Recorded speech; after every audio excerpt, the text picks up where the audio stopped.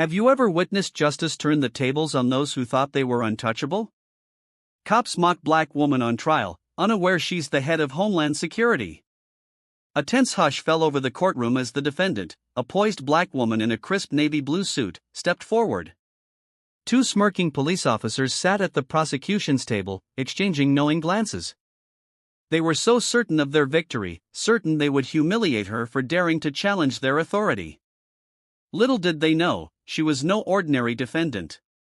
Soon, the balance of power would shift so dramatically it would leave everyone in shock. Secrets, prejudice, and a looming reckoning all hovered in the charged air. This trial was about to become the most explosive case the city had ever seen. The morning sun filtered through the towering windows of the Marston County Courthouse, reflecting off the polished floors and illuminating the hush that dominated the enormous hallway. Reporters lined up along the walls, armed with notepads and cameras, waiting for any snippet of a sensational story. There had been talk in local media that this was just another routine case, yet something seemed different today. An electric charge clung to the air. Spectators arrived in droves, filling the gallery to capacity. Even the bailiffs looked wary, as though they sensed a more profound tension brewing. At the center of it all stood Elise Morgan, a refined black woman in her 40s, with high cheekbones and confident dark eyes that reflected a calm no one quite understood.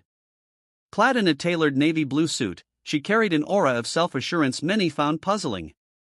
She arrived with only a small entourage, just her personal legal counsel, an older gentleman with salt and pepper hair named Gregory Holtz, and a neatly dressed assistant who remained respectfully in the background.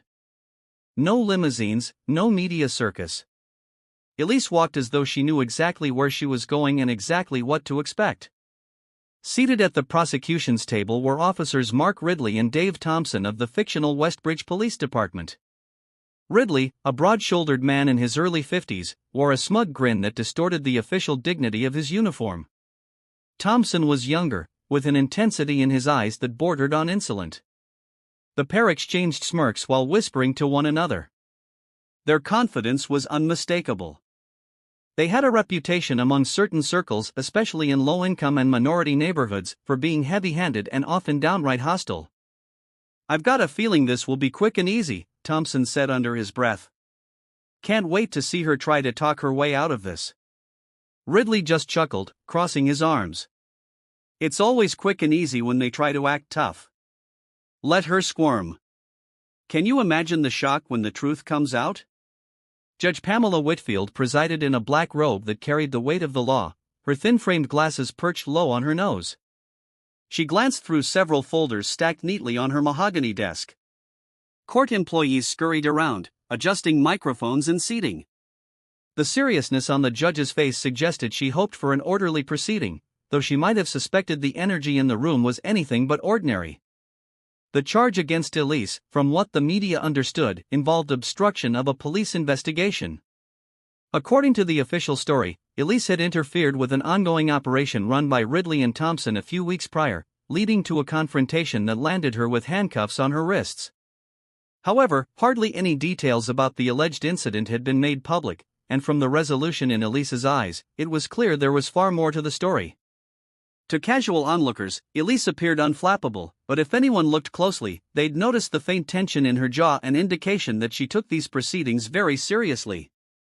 Yet in her posture and bearing, there was no trace of fear. Today, the city of Westbridge would learn a secret no one, least of all the arrogant officers, saw coming. As the bailiff finally announced the start of proceedings, everyone settled in. The world seemed to hold its breath. Elise sat at the defendant's table, hands folded, face set in composure.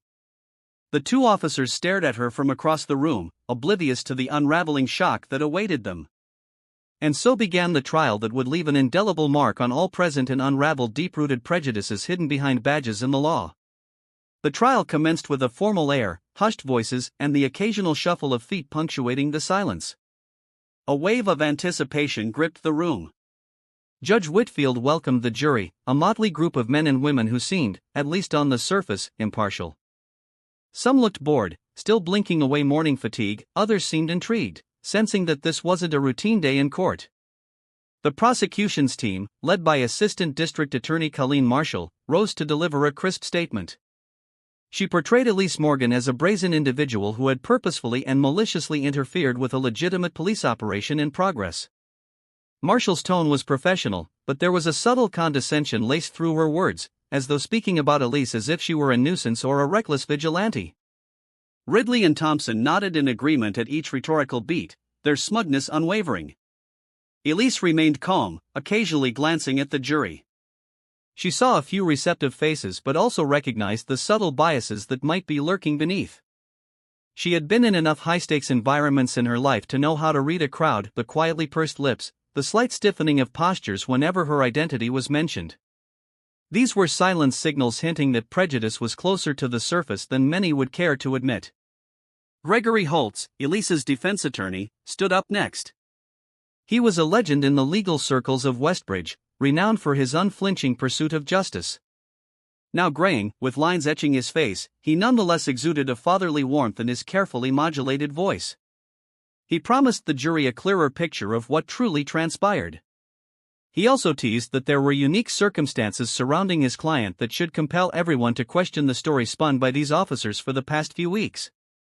For the past few weeks, you've only heard the prosecution's narrative in the media, he stated, looking each juror in the eye. You've been told Miss Morgan obstructed a police operation, but keep an open mind. We believe you'll find that officers Ridley and Thompson used unlawful methods, employed intimidation tactics, and targeted Miss Morgan for reasons that go well beyond proper policing. At the mention of unlawful methods and intimidation, the officers shifted in their seats. Ridley's smug grin faltered for a heartbeat, only to be replaced by a sneer. Thompson drummed his fingers on the table, a flicker of annoyance crossing his face. Once opening statements concluded, Judge Whitfield declared a short recess before the first witness would be called. That gave the room's tension a chance to breathe. The prosecution retreated to a side bench, conferring in hushed tones.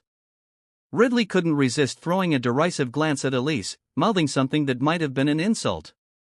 Thompson merely smirked. Meanwhile, Elise sat in calm conversation with Gregory. To any observer, she was just a well-dressed defendant, occasionally trading polite smiles with her counsel. But beneath her measured demeanor, she could feel her adrenaline spike each time the officers made a snide remark under their breath. It took every ounce of her self-control not to unleash the truth right then and there. She wanted to see how far Ridley and Thompson would take their charade before fate turned on them. In the corridor, a few reporters snapped photos of Elise as she made her way to a water fountain. She offered no comment, only a polite smile and a slight raise of her hand. The assistant at her side, a discreet young woman named Tiana, kept watch, ensuring the press didn't get too intrusive. Tiana knew her boss's plan, knew exactly who Elise Morgan truly was. This trial wasn't just about clearing her name, it was about rectifying a vile pattern of corruption and racism embedded within certain ranks of the police department. The city's people deserved better, and Elise was determined to see justice done. As the judge's gavel signaled the end of the recess, the atmosphere stiffened again. Gregory was ready to call his first witness, while the prosecution waited confidently, as if they already held every card in the deck. Elise allowed herself one deep breath, fixing her gaze on Ridley and Thompson. Their day of reckoning was coming, and soon the entire courthouse and the entire city would bear witness to how quickly arrogance and prejudice can be toppled by truth. Before the first witness took the stand, Gregory requested permission to show footage from the day Elise was arrested. Judge Whitfield granted the motion. The lights dimmed, and all eyes turned to the overhead screens affixed to the courtroom walls. In grainy black and white surveillance footage, they saw a late afternoon scene unfold in a quiet residential neighborhood of Westbridge. A series of police cars lined the curb outside a modest house. Officers were milling about, some with clipboards, others standing guard. The camera's angle shifted to reveal Ridley and Thompson approaching a figure on the sidewalk, Elise Morgan. She was dressed in casual clothes, returning from what looked like a community event. The camera had no sound, but it captured gestures and body language clearly. In the footage, Elise appeared composed but concerned. She seemed to be asking the officers questions, possibly about what was happening in her neighborhood. Ridley and Thompson, based on their exaggerated arm motions, appeared dismissive, maybe even aggressive. Elise held out her palms defensively, stepping back. An argument ensued, still silent on the video. Suddenly, Thompson yanked out a set of cuffs and lunged at Elise. Ridley stood close by, leaning in, clearly threatening her with his posture. Inside the courtroom, the hush grew heavier. Elise's face remained calm, but her eyes flickered. For many on the jury, this was a first glimpse at the actual confrontation. If Elise had truly obstructed a police operation, the video didn't conclusively show it. Instead, it showed her being cornered. The defense paused the video at the moment Elise was pinned against the hood of a police cruiser, her hands forcibly cuffed behind her back. Gregory stood, his voice measured. "Ladies and gentlemen of the jury, this footage merely scratches the surface. You see Miss Morgan asking questions, stepping back, no sign of a struggle, no sign of her interfering with anything other than inquiring about the presence of so many officers in her neighborhood. You see the immediate escalation from conversation to force. Yet the prosecution claims she was aggressively obstructing their operation. Are you seeing that here?"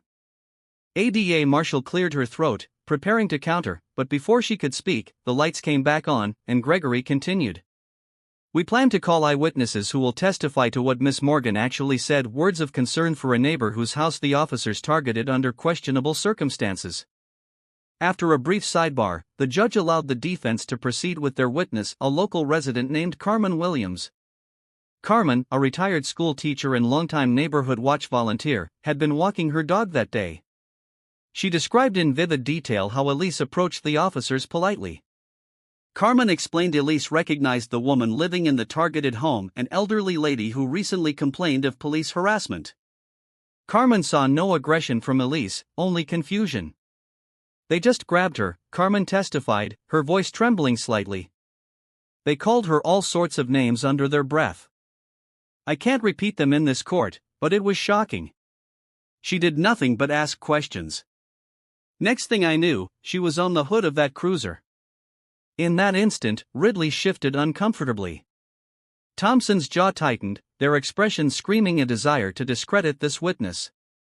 Yet Carmen's unwavering tone and the sincerity in her eyes made her testimony compelling. The jury took notes, occasionally glancing at Elise to gauge her reaction. When Marshall cross-examined, she tried to paint Carmen as an unreliable witness, suggesting that Carmen might have poor eyesight due to her age or that she might have personal bias. But Carmen held firm, clarifying that she only needed glasses for reading and had been a staunch supporter of fair policing her entire life. She also recounted how the officers had scoffed at Elise, making remarks about people like you meddling in grown folks' business. As Carmen concluded her testimony, a ripple of unease passed through the prosecution's table. The idea that racially charged language might have been used was a potent new factor. Neither Ridley nor Thompson dared look at the jury as Carmen stepped down. For the first time in the trial, there was a crack in the officers' fortress of arrogance. They glanced at Elise, who calmly observed the proceedings. She still had not revealed her true identity. The stage was set for even more explosive revelations, ones that would rattle the pillars of the courthouse and the entire Westbridge Police Department. During the lunch recess, the courthouse corridors buzzed with speculation. Journalists clustered in corners, whispering theories about the footage and Carmen Williams' testimony. Some recalled rumors of questionable actions by Ridley and Thompson in the past, investigations into complaints that never went anywhere. How many times had these officers walked away unscathed? And who was Elise Morgan, really, that she would stand up so fearlessly against them? Elise and Gregory retreated to a small conference room, where her assistant Tiana guarded the door from prying ears. A hush fell as Gregory gathered his notes. Carmen's testimony was solid, he said, glancing at Elise with a proud nod. But they'll discredit her if they can. We need more than eyewitness accounts. We'll need to reveal your position at some point, won't we? Elise sat, straightening her posture. We will, but not yet, she said quietly. I need them to continue underestimating me. I want to see how far they'll go to lie under oath. Gregory rubbed the bridge of his nose. This is risky. The prosecution will blindside us with anything they can. But if we reveal the truth at the right moment, it could be a game changer. Once the court learns you're the newly appointed head of the Department of Homeland Security, those officers will have no escape. Elise nodded. Precisely. But the goal isn't just to win my case. We need accountability. If we expose them prematurely, they might cut a deal, or the department might try to bury evidence. Timing is everything. Tiana stepped forward, clearing her throat politely. Ma'am, I've arranged for a secure call with Deputy Secretary Lawson. He wants an update on the situation. Elise thanked her assistant with a gracious smile, then turned to Gregory. Can we trust the system here to deliver justice once they learn who I am? I've seen how the wheels of bureaucracy turn slow and sometimes crooked. Gregory leaned in, eyes earnest. I've been fighting corruption in Westbridge for decades. I've seen how rotten some corners of the city can get. But the moment it becomes a federal matter, especially under Homeland Security's lens, they can't sweep it under the rug. And if the city officials try, there will be far bigger legal ramifications. We're talking civil rights violations at a federal level. Elise's gaze hardened. She knew the significance of her role, but it pained her that she had to use such leverage to protect her basic rights. She reflected on how many ordinary citizens didn't have these avenues of power, how many others had been pinned to police cars like she was, people who didn't have the means or status to fight back. Meanwhile, in another corner of the courthouse, Ridley and Thompson were huddled with ADA Marshall. Their voices were low but tense. The officers insisted that Carmen's testimony was hearsay from an old bat. They maintained that Elise was the aggressor, claiming she used threatening language. However, they had no substantial video or audio evidence to prove it. The so-called dashcam footage conveniently had technical issues, while the body cams they wore had either malfunctioned or lost battery at crucial moments. Keep it together, Marshall hissed. She recognized the risk that repeated claims of malfunctioning body cams would look suspicious, yet she also needed to present a united front. We'll find a way to discredit that video, and even if the judge allows it, we'll call enough witnesses from the department to back up your version of events, right? Thompson muttered, though his voice wavered. We have to win. I'm not letting some mouthy troublemaker upend my career. Ridley clapped a hand on Thompson's shoulder. Relax, we've seen worse, Dave. At the end of the day, no jury is going to believe a random civilian over two decorated officers, especially not someone like her. Marshall glanced over her shoulder, lowering her voice further. Just watch it with the remarks, Officer Ridley. This is a sensitive trial. We can't afford any slip-ups that hint at racism or prejudice. Understood, Ridley shrugged, but nodded. His expression, however, betrayed neither remorse nor caution. Their entire plan revolved around the assumption that no one could best them in court. They certainly had no idea who Elise really was, or that her influence reached far beyond Westbridge. As the lunch recess ended, both sides prepared to resume. Elise returned to her seat, posture graceful, face calm. Thompson and Ridley sent her unspoken glares, and above them all, the ancient clock on the courtroom's wall ticked steadily, counting down to the moment when a long-buried truth would finally explode into the open, and with it, the arrogance of two officers who never expected the tables to turn so dramatically against them. Once the proceedings reconvened, Judge Whitfield called the court to order. The prosecution aimed to reassert their narrative, calling Officer Thompson to the stand. The young cop walked confidently, uniform crisp, eyes set on the jury. He had practiced his testimony, hoping it would be the linchpin that confirmed Elise Morgan's alleged obstruction. Thompson's version was carefully crafted. He recounted a tale in which Elise approached them aggressively, demanding they halt their investigation. He claimed she yelled curses and threatened to call her people to make them back off. According to Thompson, Elise then tried to push him, prompting him to defend himself. Gregory rose for cross-examination. Officer Thompson, he began, scanning a sheet of notes, you claim Miss Morgan physically pushed you. Could you point out where on the surveillance footage we just watched that occurs? Thompson squared his shoulders. It wasn't caught on that camera. It happened after she moved off camera. You can't see it. Gregory arched an eyebrow. Yet the footage shows her backing away from you, and within a few seconds, you had her handcuffed. Are you suggesting that she managed to push you in that very short interval, unseen by the camera? Thompson sniffed, nodding. She was quick. Cameras don't catch everything. A ripple of skeptical laughter passed through the spectators, quickly silenced by the bailiff. Thompson's face reddened slightly, but he maintained his stance. Gregory continued calmly, pressing on the point of conveniently off-camera behavior and the suspicious failure of multiple body cams. If your camera malfunctioned, do you have any documentation, maintenance logs, or notice of malfunction? Thompson fumbled for a moment. There was a glitch. We reported it. Those forms are with the department's tech unit. Gregory gave a polite, tight-lipped smile. I see. We requested those logs but haven't received them. I trust they'll be forthcoming, or else we might question whether they exist at all. The jury was clearly taking note of the policeman's evasiveness. Thompson tried to look unruffled, but a thin sheen of sweat appeared along his hairline. Next, ADA Marshall directed the conversation to shift focus, asking Thompson about his years of service, any commendations he received, and how he was dedicated to safeguarding the community. Thompson leaned into his performance, waxing poetic about the challenges of law enforcement, his words aimed to paint him as a dedicated officer who had no reason to target innocent civilians. In describing his noble work, he subtly implied that Elise, being a civilian, had no business questioning police procedure. Yet the arrogance underlying his words didn't escape the jury's attention. After Thompson stepped down, Ridley was called. The older officer tried to bolster Thompson's story.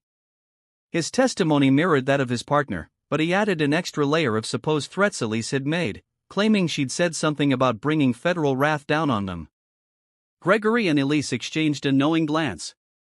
Clearly, Ridley was fumbling into territory closer to the truth without realizing it. Still, it was twisted. Ridley's insinuation was that Elise was some delusional person. The irony was thick in the air. He had no idea how accurate that federal wrath reference would become when cross-examined. Ridley also had a weak explanation for the missing bodycam footage, this time blaming a battery issue. Gregory pressed him on the frequency of such malfunctions occurring simultaneously in a single operation. Ridley grew defensive. It happens, he grumbled, crossing his arms. These cameras aren't perfect. Throughout Ridley's testimony, Elise remained quiet, observing how the officers, so secure in their prejudice, twisted every detail to frame her as a hostile nuisance. The tension in the courtroom became almost palpable. Some spectators, especially those who had experienced racial profiling, seethed in silence. Others wore skeptical expressions, suspicious that the story from Ridley and Thompson was too convenient. By late afternoon, after a grueling day of witness testimonies and cross-examinations, Judge Whitfield adjourned the session. She urged all parties to be ready for more evidence and witnesses on the following day. As people filed out, the two officers exchanged relieved glances, thinking they had held their ground. ADA Marshall seemed less sure, noticing the seeds of doubt creeping into the jury's expressions. Elise walked out with Gregory, Tiana by her side, grateful for the fresh air. Tomorrow, Gregory would start to dismantle the officers' testimonies even further, and if need be, Elise knew she could deliver the blow that would turn the trial upside down. She wasn't just fighting for herself, she was fighting for every person of color in Westbridge who had ever been silenced by those sworn to protect and serve. The next morning, an air of expectancy shrouded the courthouse. Word had spread about the footage and the conflicting testimonies. Crowds assembled outside, some holding signs advocating for police accountability. The tension now extended beyond the courtroom walls into the city itself. Inside, Gregory arrived early with Elise and Tiana. Elise noticed a group of community leaders waiting near the benches. Among them was Reverend Samuel Tillman, a respected clergyman known for his work in civil rights advocacy. The Reverend had heard rumors about Elise's case and decided it was time to show support. Beside him stood an unexpected ally, Karen Donahue, a well-known conservative columnist who had previously championed law and order stances. However, Donahue had recently confronted her own experiences with the Westbridge PD's unethical practices after her teenage son was wrongfully stopped and frisked. That incident opened her eyes to the prejudice many lived under every day. Gregory approached them, extending a polite handshake. "Reverend, Miss Donahue, we appreciate you being here." Elise nodded in greeting, her stoic face warming slightly at their presence. These surprising allies gave her hope that maybe the city was ready to confront the systemic issues if only the truth saw the light of day. Soon, court resumed. The defense called Dr. Yvonne Gardner, a clinical psychologist specializing in the psychological impact of racial profiling, as an expert witness. She provided testimony explaining how repeated encounters with biased law enforcement erode trust in institutions, often leading citizens, especially those from marginalized communities, to question police motives. Elise watched the jury absorb Dr. Gardner's words, some nodding slowly throughout the psychologist's testimony. Ridley and Thompson wore scowls, exchanging irritated glances. They seemed to grow more restless by the minute. Gardner's testimony, though not directly about them, painted a broader picture that implicated practices akin to those the officers were accused of. It was a subtle yet potent maneuver by Gregory, helping the jury see that Elise's reaction on the day she was arrested could be the result of long-standing systemic issues rather than any inherent aggression. Then came a pivotal moment. Gregory called Sergeant Miguel Trevino of the Westbridge PD as a defense witness. Trevino was a man of few words but known within the department as an honest officer. He hesitated at first but had agreed to testify under subpoena. "Sergeant Trevino," Gregory asked, "were you present at any point during the incident involving Miss Morgan?" Trevino nodded solemnly. "Yes, I arrived shortly after the call for backup was made. I saw Miss Morgan in cuffs in the back of a patrol car. She looked shaken.